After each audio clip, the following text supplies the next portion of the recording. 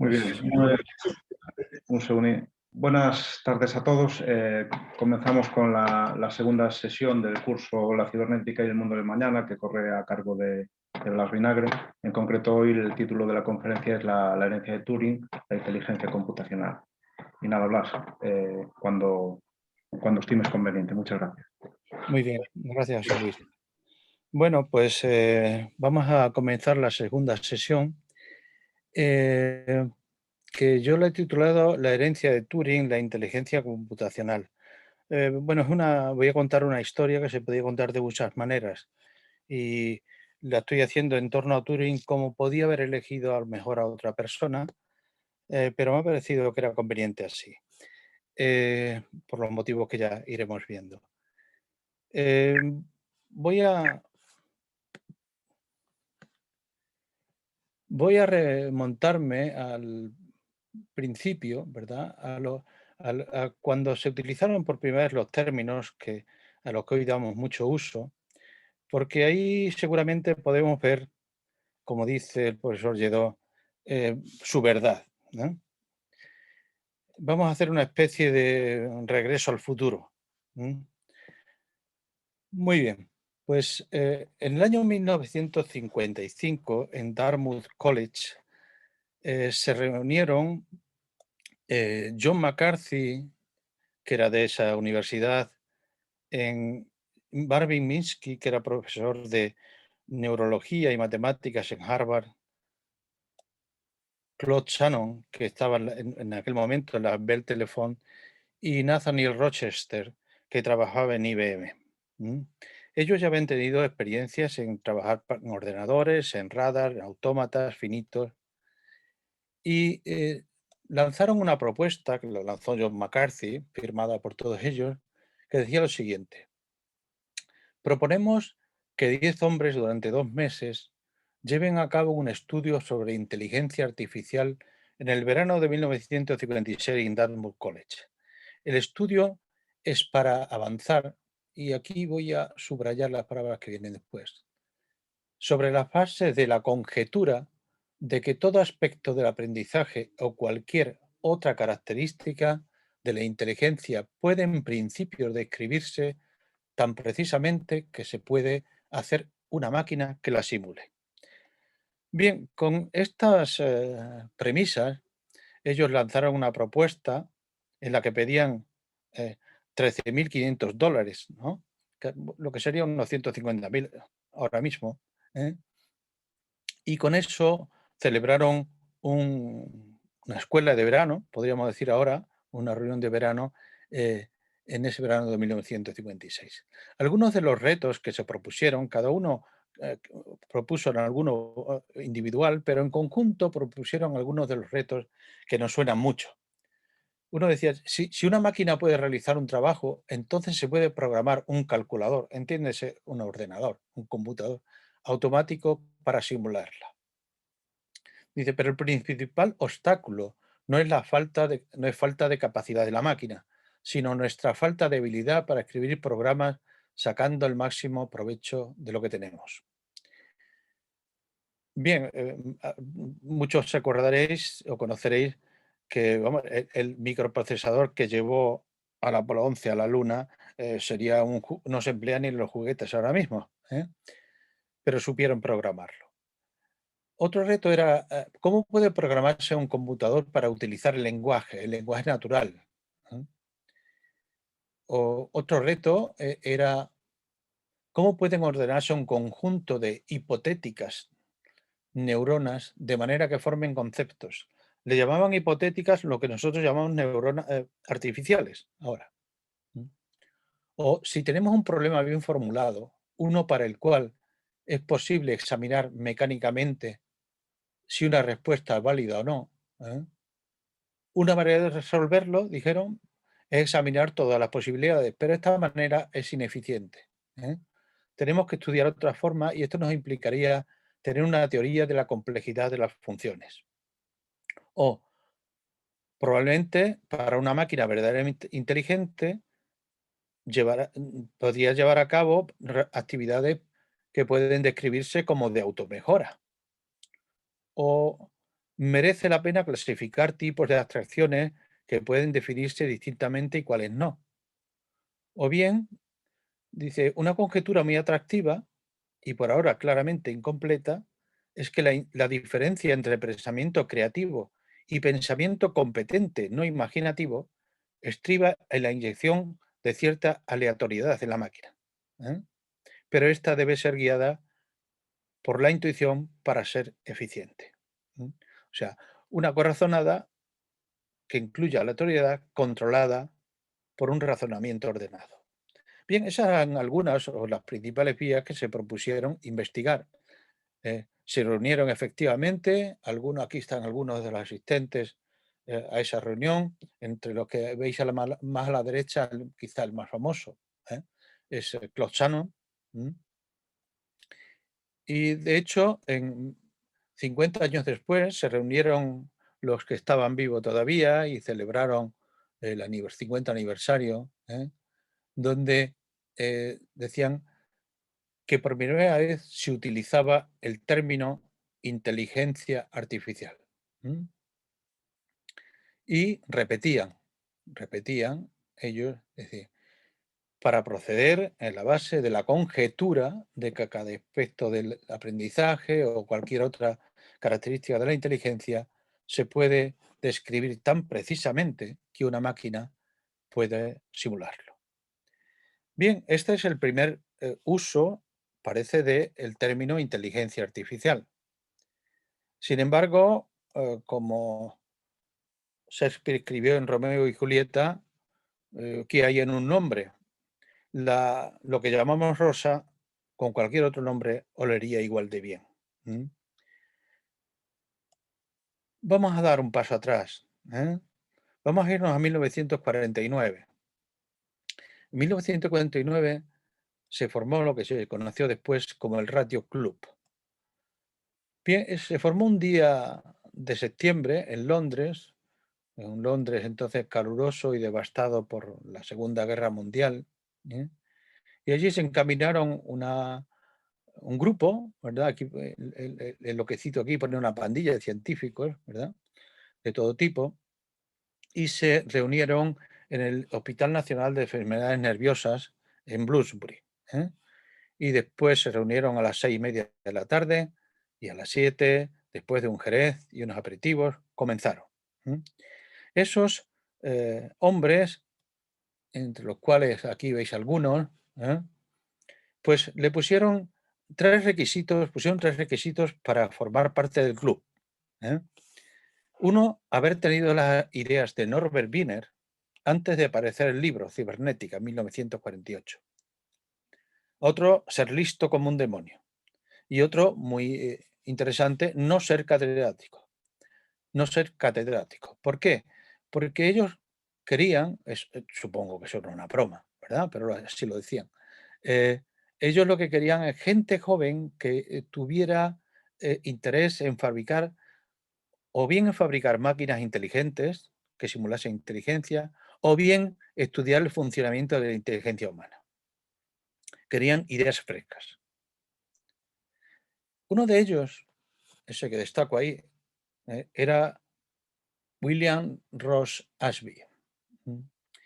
Y en los años en los años 1949 había publicado un artículo en la revista Radio Electronics, que decía, el anuncio de la revista decía así: aquí en la revista por primera vez, en una revista americana, presentamos a nuestros lectores completamente un nuevo y provocador cerebro electrónico desarrollado en Inglaterra y que se está conociendo por todo el mundo.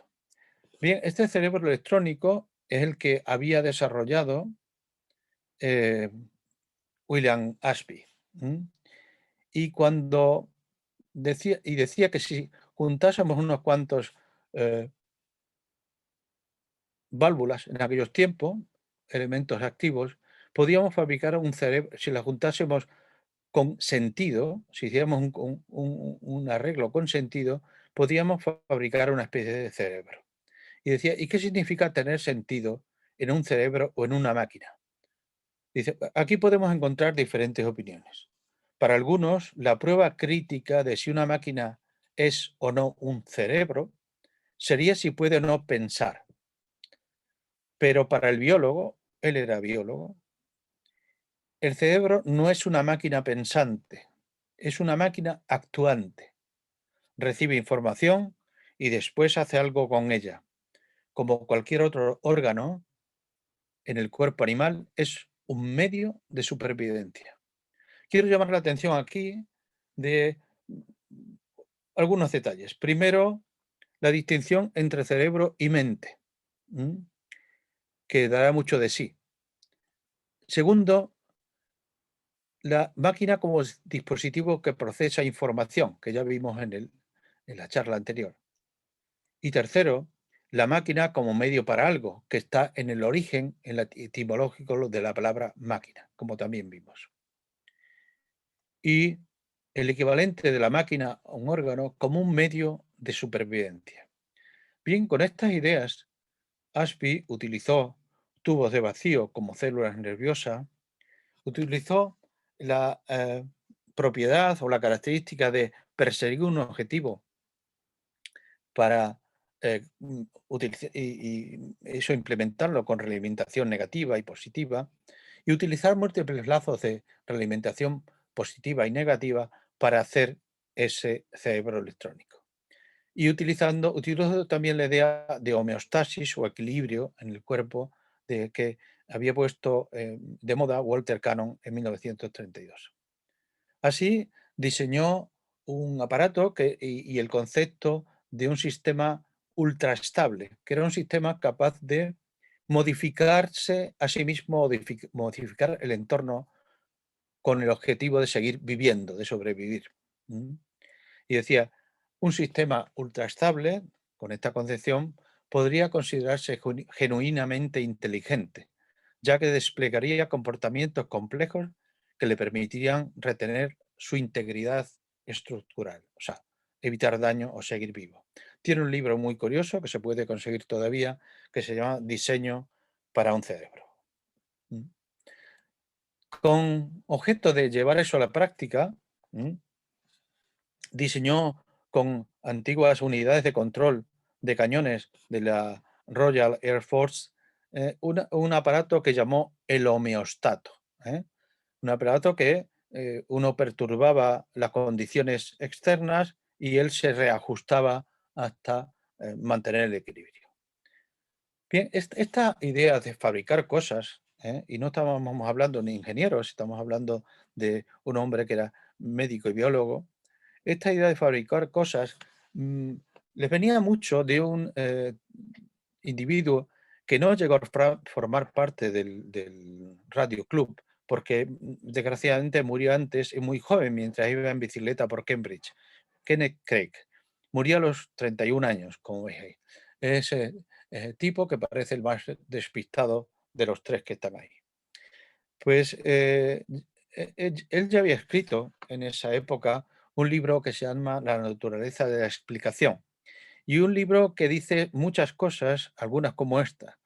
El poder predictivo del pensamiento no es exclusivo de la mente humana. O no hay razón para que las propiedades esenciales de flexibilidad y versatilidad, reconocimiento y memoria no puedan ser emuladas por un dispositivo hecho por el hombre. Esto está escrito en 1943. La mente humana es un tipo de máquina que construye modelos a pequeña escala de la realidad que después utiliza para anticipar acontecimientos. Casi exactamente con estas mismas palabras,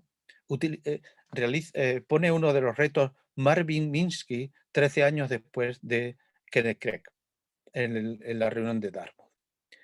Y dice, y el estudio de la mente como una investigación de los mecanismos capaces de generar comportamiento inteligente en máquinas biológicas y no biológicas es algo que hay que perseguir. Con lo cual estaba dando un empujón a no solo la inteligencia artificial o la inteligencia de las máquinas o la robótica, sino también a las neurociencias. Bien, ya digo, este hombre comunicó no solo ideas, sino el, el interés por el método sintético, el método de realizar cosas físicamente, no solo teoría, sino artefactos propios de la ingeniería. Otro de los integrantes era Gray Walter. Gray Walter también era un psicólogo, psiquiatra, que trabajaba mucho en electroencefalogramas, ¿no? Y él decía en un libro de 1953, perdón, que se llama El cerebro viviente, decía, esta criatura, el homeostato, refiriéndose a la máquina de Ross Ashby, a la que llamó él máquina sopora o máquina que duerme, ¿verdad? Durmiente, es parecido a un perro o un gato dormido junto a la chimenea, que solamente se mueve cuando se le molesta y luego metódicamente encuentra una posición confortable para volverse a dormir. Bien, eso a él no le dejaba satisfecho porque decía, una profesión típica de los animales es explorar los alrededores, más bien que esperar de una forma pasiva a que algo suceda. Esta facultad dio el nombre al artefacto que él fabricó, que se llama máquina speculatrix, máquina que explora, y lo distingue de otras máquinas. Bien, él hizo una especie de tortuga, por eso he puesto esa imagen. Hizo dos, a una le llamó Elsie y a otra Elmer, eran el acrónimo de Electrolyte Sensitive with Internal and External Stability o Electromechanical Robot, Elmer, en el caso. Y ahí podemos verlo a uno de los dos, no sé exactamente si es Elsie o Elmer, entrando en su habitáculo o cubículo porque una de las funciones que tenía es que cuando detectaba que tenía poca batería iba y se enchufaba directamente. Arriba a la derecha tenéis la máquina que utilizaba Gray Walter para que se vieran todas las tripas y abajo tenéis, lo podemos ver mejor, cómo está construida esta máquina. Es bueno, muy sencillita, pero tiene un sensor de contacto, tiene un motor para girar la cabeza, tiene un motor para la dirección del robot móvil, porque esto es un robot móvil, ¿verdad? Y tiene un robot, o sea, un motor para la propulsión. Bien, él construyó a Elsie y Elmer y estuvo viendo los distintos modos de funcionamiento, dependiendo de que actuase uno solo o los dos juntos, o uno siguiera a otro, se evitaban uno a otro, o perseguían un mismo objetivo, ¿verdad? Os voy a dejar un par de minutos con el profesor Gray Walter, que hizo estas máquinas él solito, con una ayuda de los técnicos de su laboratorio, y las probó en su casa.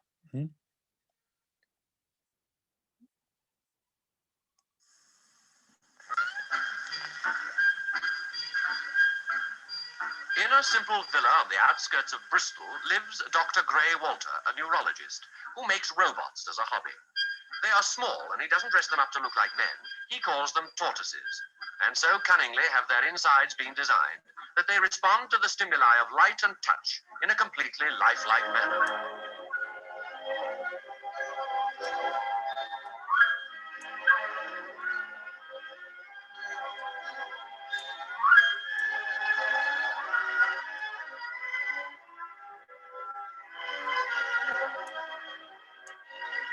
This model is named Elsie, and she sees out of a photoelectric cell which rotates above her body. When light strikes the cell, driving and steering mechanism sends her hurrying towards it. If she brushes against any object in her path, contacts are operated that turn the steering away, and so automatically she takes avoiding action.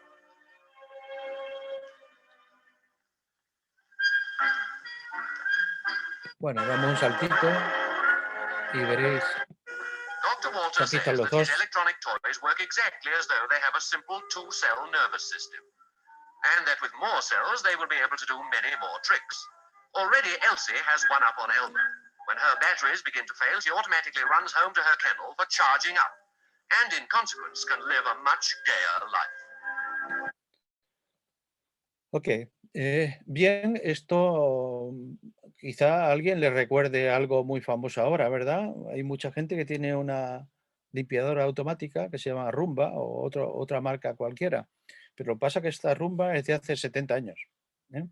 Hace más de 70 años y ya hacía prácticamente lo mismo, porque solo tenemos que ponerle abajo algo para que limpie y se va a casa y explora la habitación y hace lo mismo.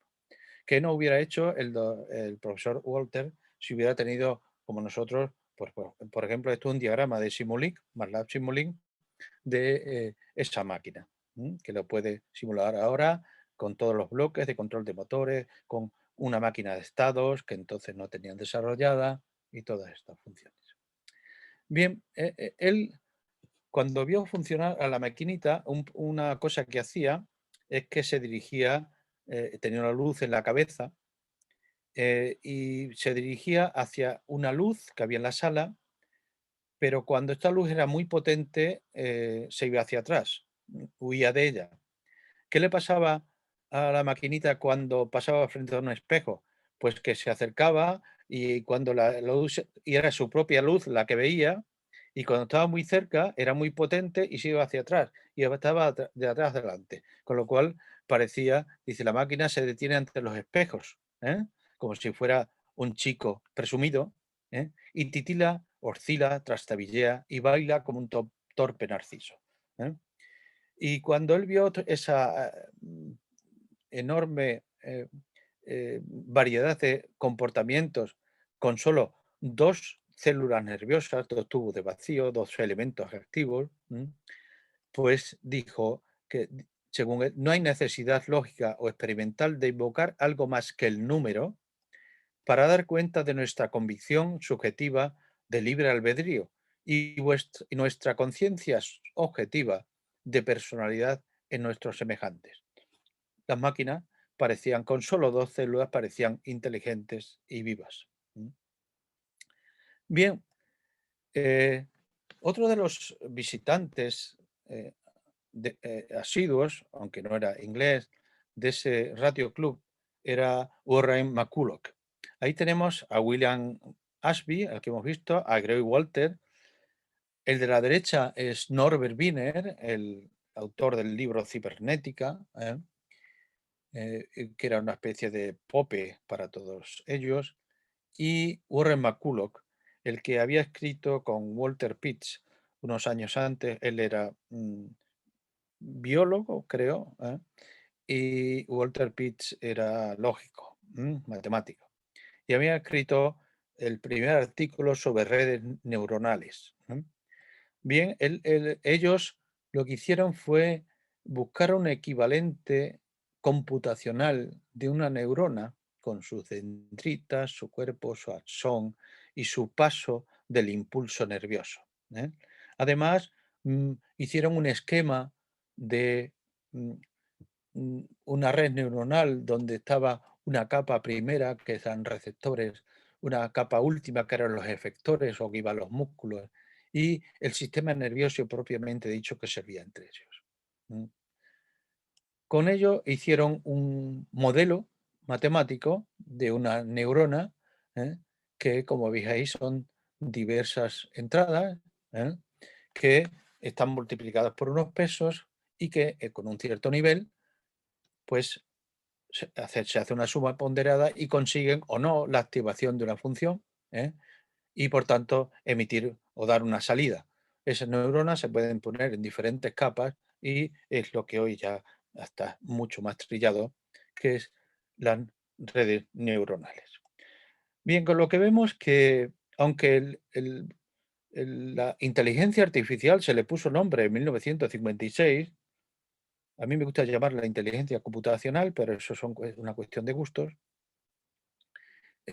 Mucho antes de eso se habían hecho muchas cosas. De hecho, el Radio Club dejó de reunirse en 1955, con lo cual la reunión de Dartmouth no fue más que una continuación de las reuniones que se hacían en el Radio Club, pero en Estados Unidos en lugar de Inglaterra.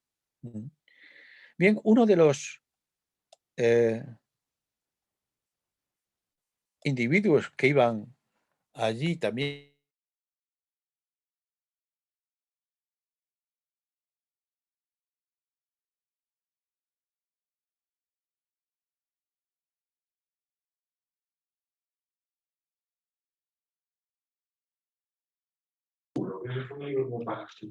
Vamos a esperar un momento, que Blas ha tenido problemas.